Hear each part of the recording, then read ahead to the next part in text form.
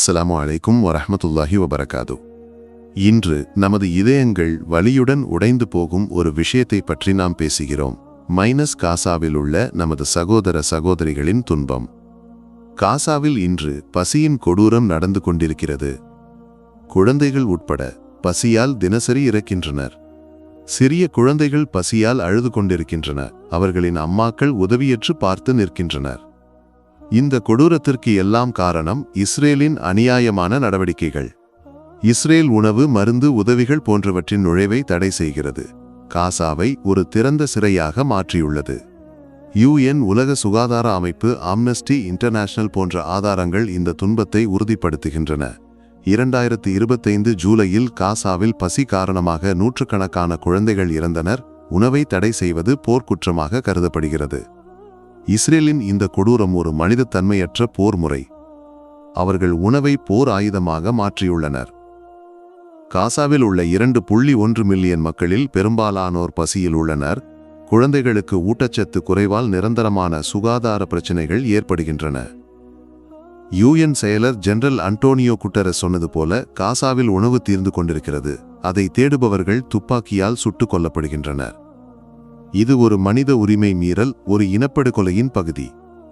இப்போது இந்த துன்பத்திலிருந்து ஒரு நம்பிக்கையின் கிரணமாக நமது எகிப்தில் உள்ள நல்ல முஸ்லிம் சகோதரர்கள் உணவுப் பொருட்களை பாட்டில்களில் நிரப்பி கடலில் எரியும் காட்சியை நாம் பார்த்தோம். காசாவிற்கு அது சென்றடையும் என்ற நம்பிக்கையுடன். اللهم احمل عنا هذا إلى غزة. سامحونا يا إخواننا.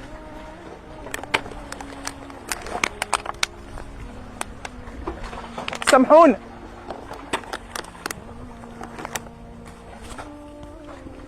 مفيش في مقدرتنا حاجة نعملها لكم. الإزازة دي ممكن تبقى سبب نجاتك يوم القيامة.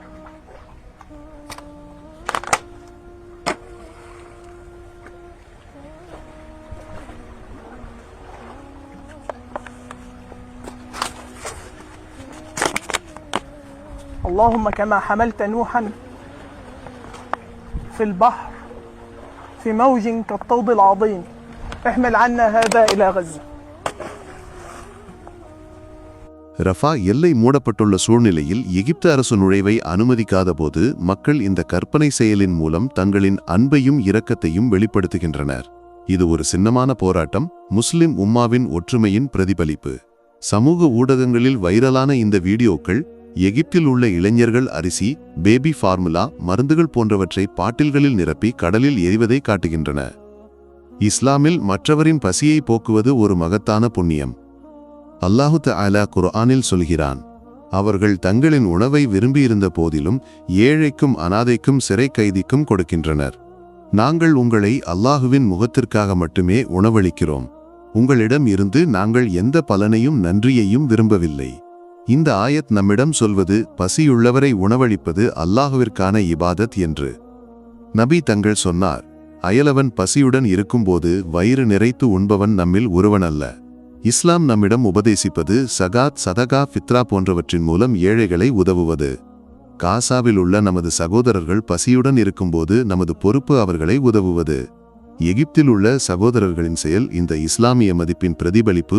அவர்களால் நிலத்தின் வழியாக உதவ முடியாவிட்டாலும் கடலின் வழியாக நம்பிக்கையுடன் முயற்சிக்கின்றனர். பிரிய சகோதர சகோதரிகளே, இந்த கொடூரத்திற்கு எதிராக நாம் குரல் எழுப்ப வேண்டும். காசாவில் உள்ள மக்களுக்காக பிரார்த்தனை செய்யுங்கள், உதவிகளை அனுப்புங்கள், அநீதியை விமர்சியுங்கள். அல்லாஹு தஆலா சொல்கிறான், நீங்கள் விசுவாசிகளாக இருந்தால் அநீதி செய்யாதீர்கள். இஸ்ரேலின் கொடூரம் ஒரு நாள் முடிவுக்கு வரும், ஏனெனில் அல்லாஹு நீதிமான். நமது பிரார்த்தனைகளும் செயல்களும் காசாவில் உள்ள சகோதரர்களுக்கு ஆறுதலாகட்டும். அல்லாஹு நம்மை காப்பாற்றட்டும், காசாவில் உள்ள மக்களை உதவட்டும். ஆமீன். அஸ்ஸலாமு அலைக்கும் வரஹ்மத்துல்லாஹி வபரகாதுஹு.